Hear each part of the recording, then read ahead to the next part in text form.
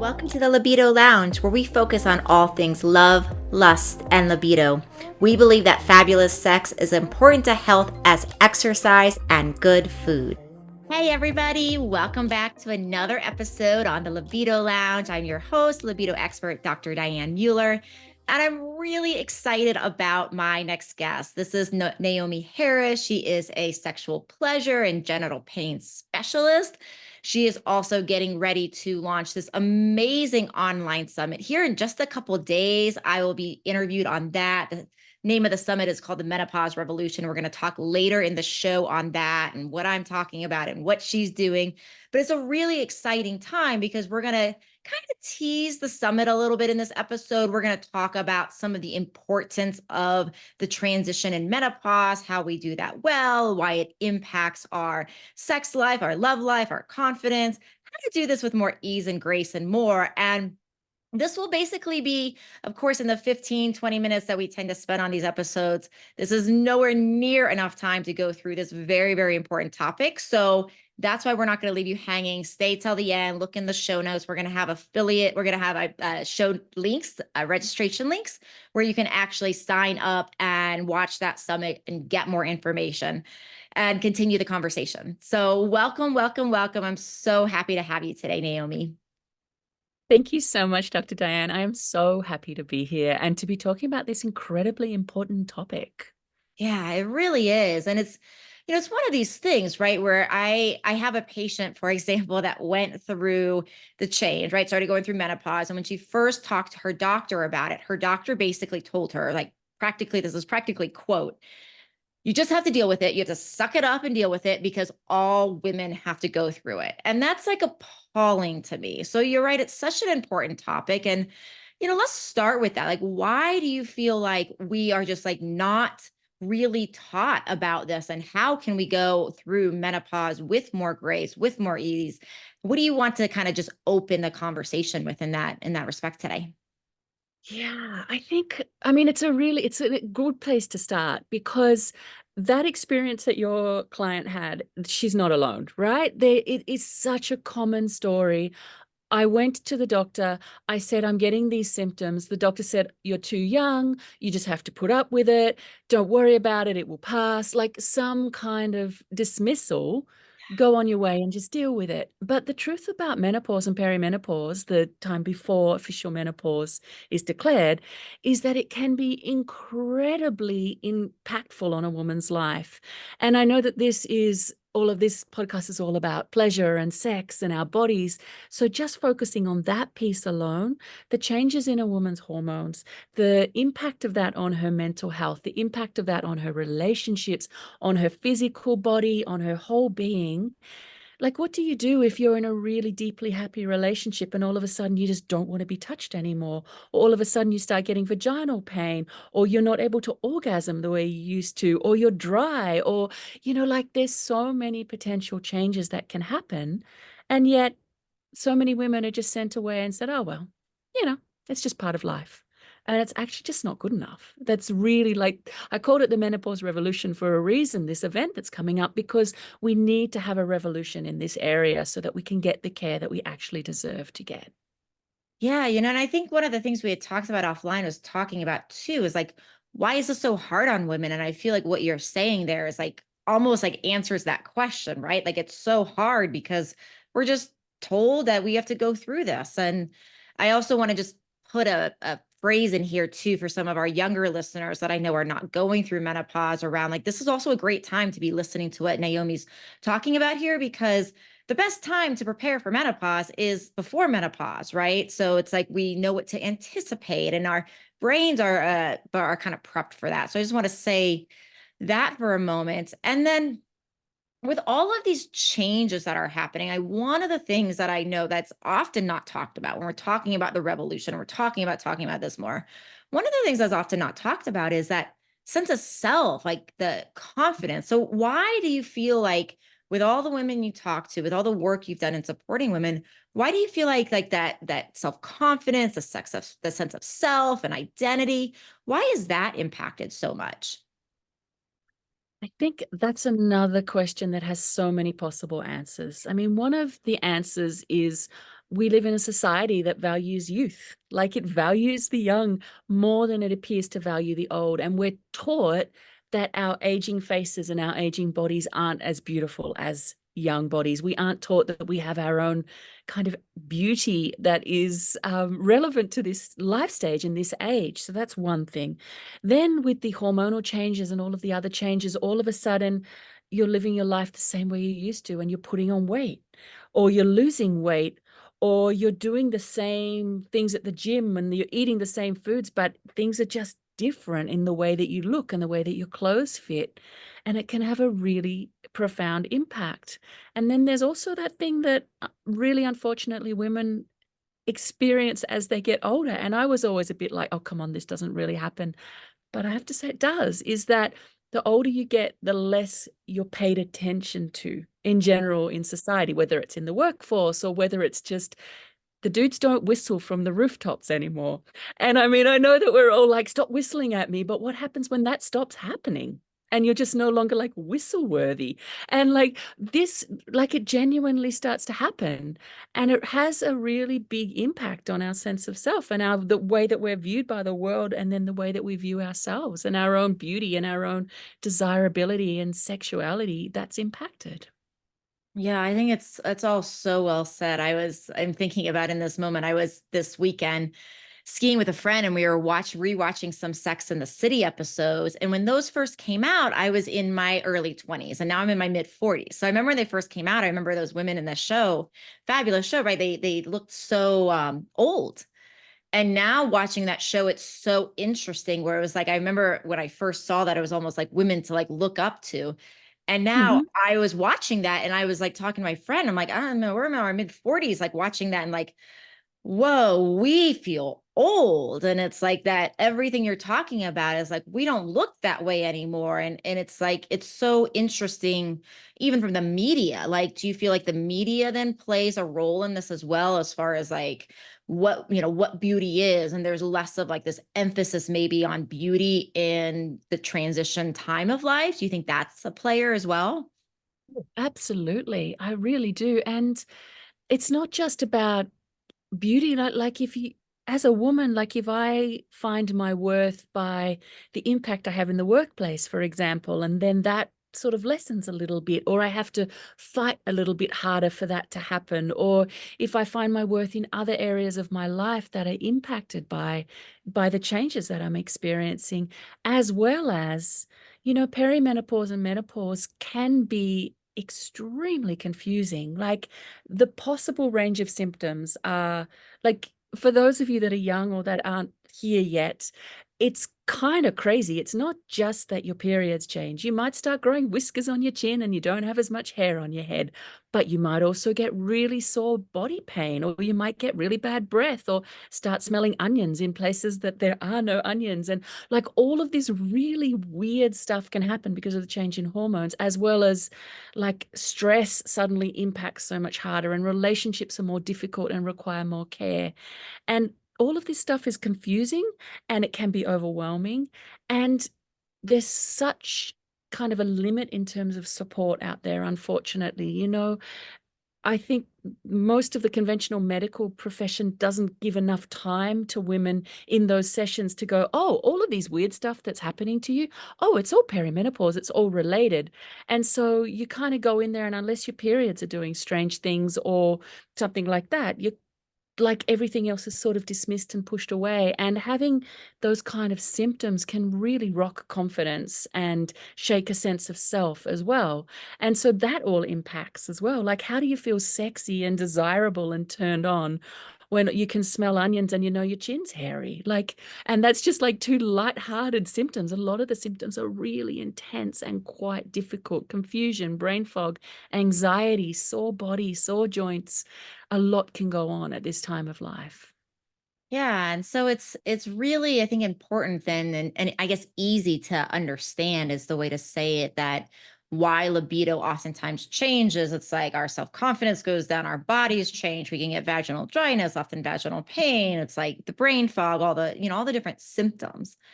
And so I think like one of the things too that's not often talked about is that this is like menopause doesn't in some ways happen just to the woman. Like obviously it does, but it also happens to the relationship. And if Mm. she's in a relationship, then she's becoming kind of a different person as testosterone becomes more dominant hormone in her brain than it used to be before, as since estrogen and progesterone are falling. And testosterone can change too, but we see the change in those ratios. And so I'm wondering from a standpoint of just like, hey, where to start? People are like, they're already going through all these changes. It's so hard. And then on top of everything, then it can bleed into our relationship and our connection with the person that, is our special person, our most special person in life much of the time. So how do we Yeah. begin to support people with their libido, with their relationship, with that component through this change? I think the most important thing is actually seeing the person in front of us and giving this time and space to listen.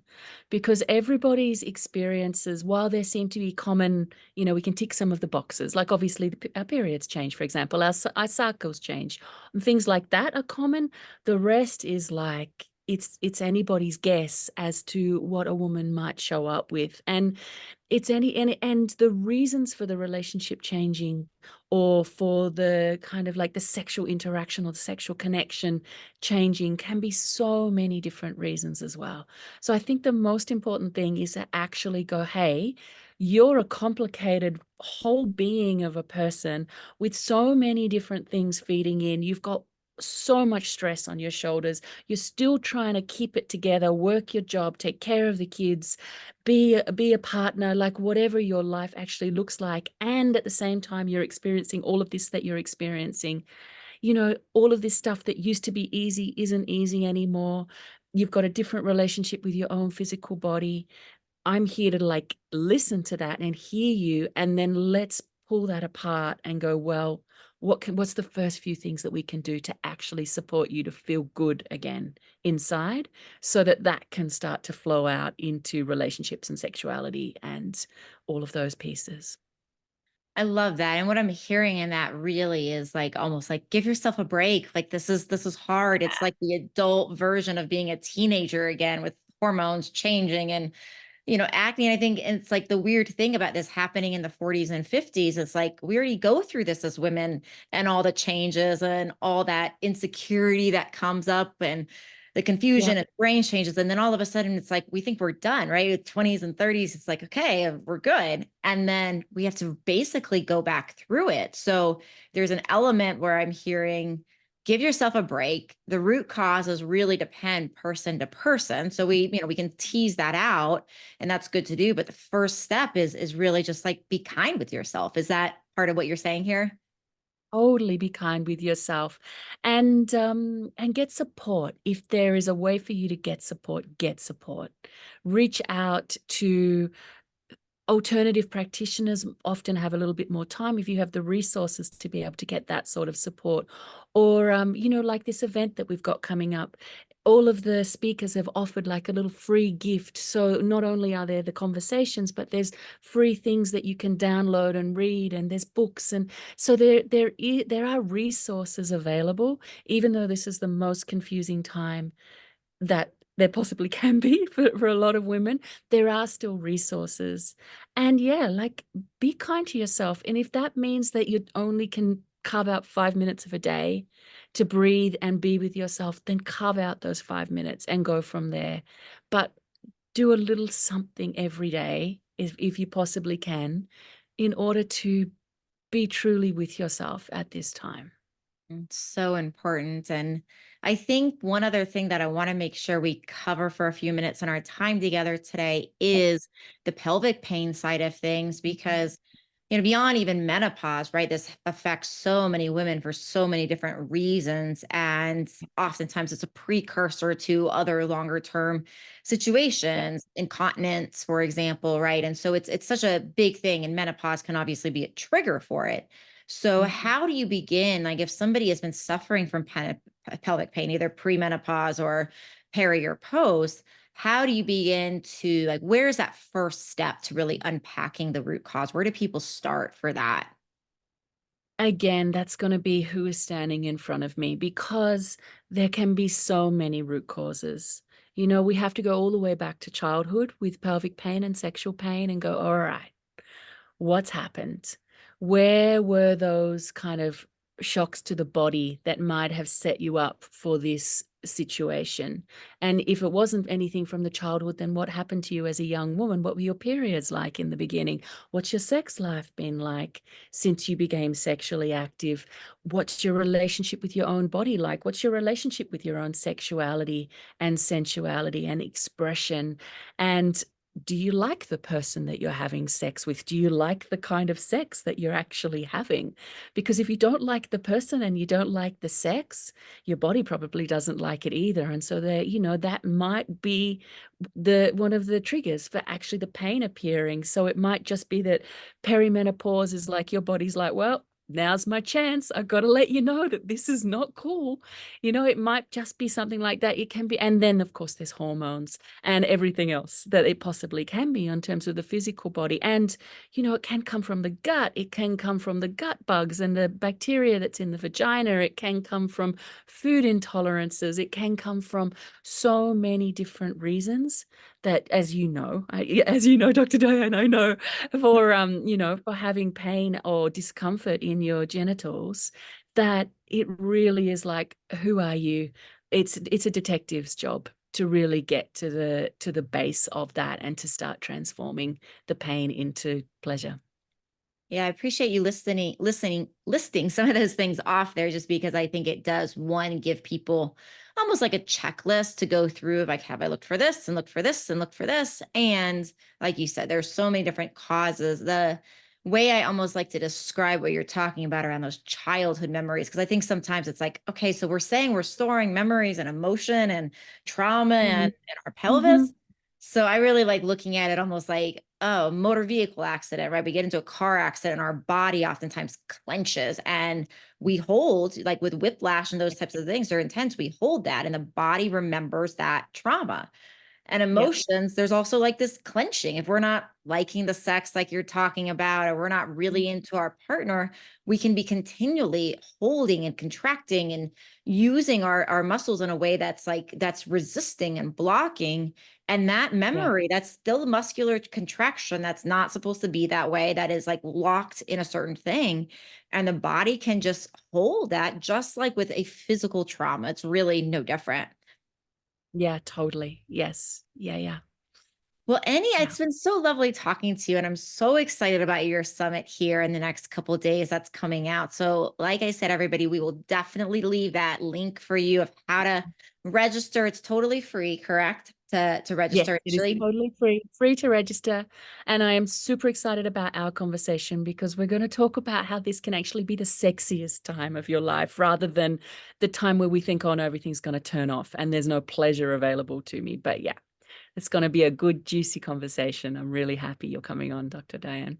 I'm so happy too. It's going to be wonderful. And I know we're going to shock some people with that title around like the sexiest time of life. Like what? But that's the point, is to shock and awe a little bit around like reframing the mind, because so much of how we go through anything in life is really about our orientation to it. And there's ways we can orient to anything in life with a lot more pleasure, a lot more intentionality, and a lot more joy. So I'm very excited about that. Is there anything else you want to tell our guests about your work in general and how to get a hold of you for support with things like sexual pleasure, pelvic pain, those sorts of things?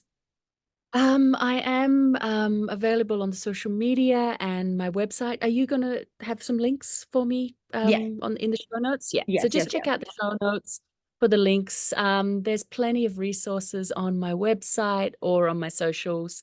And if you do manage to come to the summit, and I would say for this event, the truth about perimenopause is that it can start in your 30s. So it may, if you're a woman in your 30s listening and you're going, I don't have to think about that for another 10 or 15 years. It may be that is slowly already beginning, and coming to an event like this one is going to give you so much information so that when the time comes that it starts to really impact your life, if it will, you'll be like resourced and ready. So I highly recommend it, like front loading. I'm a big fan of information and education. So that's another thing as well. Yeah, I'm so glad you said that. I think it's so valuable. I mean, because we talk about things like I have clients sometimes that come in and they're like, oh, how can I optimize pre-pregnancy? So we think about that. It's with for certain things in our life, like getting pregnant and wanting the body to work at its optimal capacity. But we can do that for anything. And preloading, like you're saying, to really go through this time with just better ease, more resource, like you said. It's we might as well. We have the power to do that. So I agree. I hope no matter what age you're listening to this as a woman, that you will take advantage of this amazing offering. Naomi, it's been really a true pleasure to have you today. Thank you so much, Dr. Diane. It's been lovely to chat with you as well. Well, that's a wrap, everybody. You'll find information, like we said, on the show notes. This is Dr. Diane. Please tell your friends and family about this episode. Please share this. Please don't keep this information a secret. We want to get this out to as many people as possible that need our help. And always remember to stay classy, stay sexy, and always be a little badassy. We'll see you next time. Thank you for listening to the Libido Lounge. Please don't keep me a secret. Please share this with your friends. You can find me on YouTube, on Instagram, as well as how to work with me at mylibidodoc.com.